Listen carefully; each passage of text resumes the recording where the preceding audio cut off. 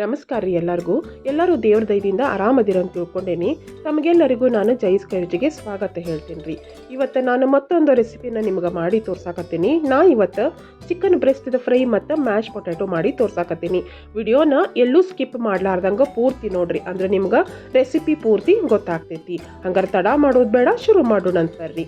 ನಾ ಈಗ ಒಂದು ಬಟ್ಲಕ್ಕೆ 1 ಚಮಚದಷ್ಟು ನಾನು ಕೆಂಪು ಖಾರದ ಪುಡಿ ಹಾಕೋತೇನೆ ರೀ, ಮತ್ತು ಸ್ವಲ್ಪ ಉಪ್ಪು ಹಾಕೋತೇನೆ ರೀ.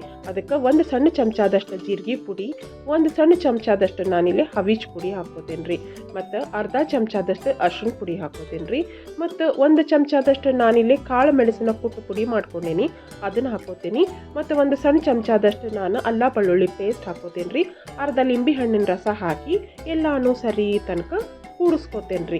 ಮತ್ತು ಇದಕ್ಕೆ ನಾನು 1 ಚಮಚದಷ್ಟು ಎಣ್ಣೆ ಹಾಕೋತೀನಿ. ಎಣ್ಣೆ ಹಾಕ್ಕೊಂಡು ಮತ್ತೊಂದು ಸರಿ ಎಲ್ಲಾನು ಸರಿ ತನಕ ಮಿಕ್ಸ್ ಮಾಡ್ಕೋತೇನೆ ರೀ.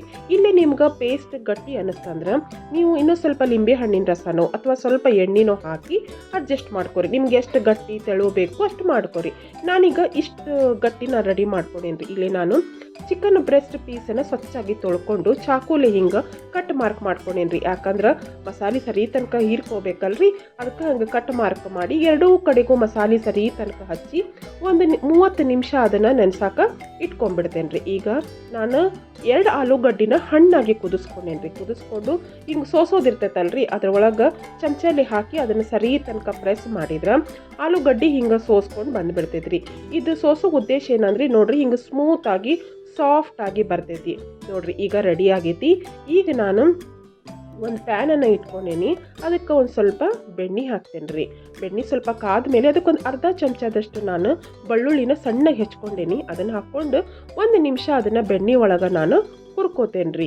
ಈಗ ನಾನಿಲ್ಲೇ ಸ್ವಲ್ಪ ಉಪ್ಪು ಹಾಕೋತೇನೆ ರೀ, ಮತ್ತು ನಾವು ಆಲೂಗಡ್ಡಿದೇನು ರೆಡಿ ಮಾಡ್ಕೊಂಡೇವಲ್ರಿ ಸೋಸಿ ಅದನ್ನು ಹಾಕ್ಕೋತೇನೆ ರೀ. ಹಾಕ್ಕೊಂಡು ಮತ್ತೊಂದು ಸಾರಿ ಎಲ್ಲಾನು ಮಿಕ್ಸ್ ಮಾಡ್ಕೋತೇನೆ ರೀ.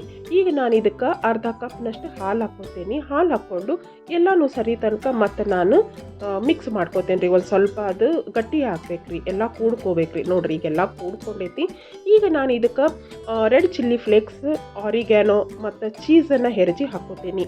ನೀವು ಇಲ್ಲಿ ಕ್ವಾಂಟಿಟಿನ ಹೆಚ್ಚು ಕಡಿಮೆ ಮಾಡ್ಕೊರಿ. ನಿಮ್ಗೆ ಯಾವ್ದು ಜಾಸ್ತಿ ಬೇಕು ಹಾಕ್ಕೊಂಡು ನಿಮ್ಗೆ ಇಲ್ಲಿ ಹೆಂಗೆ ಬೇಕು ಹಂಗೆ ಅಡ್ಜಸ್ಟ್ ಮಾಡ್ಕೊರಿ. ಅದು ಹಾಕಿದ ಮೇಲೆ ಮತ್ತು 1 ನಿಮಿಷ ನಾನು ಎಲ್ಲಾನು ತಿರುಗಿಸಿ ಗ್ಯಾಸನ್ನು ಆರಿಸ್ಕೊಂಡ್ಬಿಡ್ತೀನಿ ರೀ. ನೋಡ್ರಿ ಈಗ ಮ್ಯಾಶ್ ಪೊಟ್ಯಾಟೊ ರೆಡಿ ಆಗೈತಿ. ಈಗ ನಾನು ಪ್ಯಾನಿಗೆ ಸ್ವಲ್ಪ ಬೆಣ್ಣೆ ಹಾಕ್ಕೋತೇನೆ ರೀ.